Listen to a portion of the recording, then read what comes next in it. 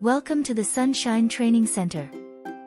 For tips, how-tos and videos on burn rehabilitation, subscribe to our YouTube channel or visit our blog at www.sunshinetraining.org.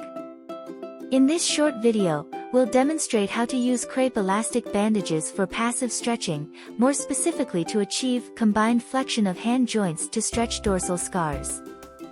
This demonstration was prepared by Qingyuan Lin, Senior Occupational Therapist at the Taipei Rehabilitation Center of Sunshine Foundation. The idea behind using crepe elastic bandage is to achieve a passive stretching effect with low intensity and prolonged stretch of scars and soft tissues. The use of elastic bandages is an effective and inexpensive method.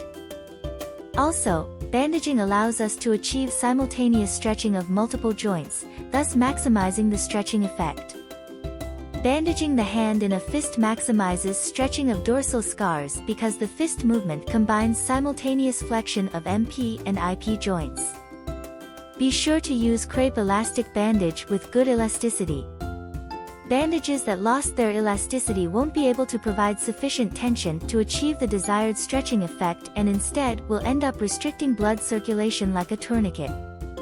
Avoid using elastic gauze bandage that will also restrict blood circulation. Caution is advised in the following situations. If wounds are present on the fingers, or there are other issues for which passive stretching is contraindicated, this type of passive stretching is contraindicated. Using elastic bandages for passive flexion is also contraindicated when MP flexion is less than 45 degrees. In such cases, forming a fist with the elastic bandage may exert excessive force on the middle phalanx, primarily affecting proximal interphalangeal (PIP) flexion without significant improvement in MP flexion. Remember, appropriate evaluation of the patient's condition is essential to determine the suitability of using elastic bandages for effective and safe hand rehabilitation. Now let's demonstrate how to bandage the hand. Ask the patient to make a fist at maximum flexion range. Gently wrap the bandage around the wrist twice. This area doesn't need pressure, so there's no need to stretch the bandage tightly. The direction of bandaging must be outward, then the direction of force applied to the fingers will be correct. At the back of the hand, pull the bandage upward then downward, and tighten it. Adjust finger flexion accordingly. Please note that the direction of stretching at this time is towards the little finger. Bandage over the wrist again gently, then pull upward from the back of the hand after one circle. Repeat these steps.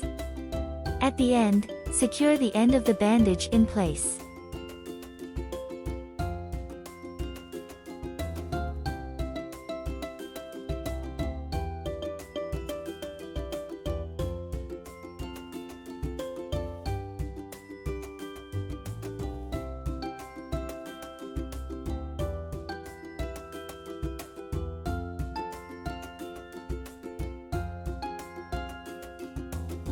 If the thumb is wrapped alone, the bandage at the wrist should be wrapped towards the inside, that way when the thumb is wrapped, it will be aligned with the palm. Although wrapping the hand in a fist with elastic bandage will temporarily affect blood circulation and the patient may feel tingling in the hand, it is basically safe. It is recommended to leave the hand bandaged for 15 minutes per session, but each session should not exceed 20 minutes. Thank you for watching. Remember to subscribe to our channel for more burn rehabilitation related tips and videos, and visit our website for news about our latest training programs.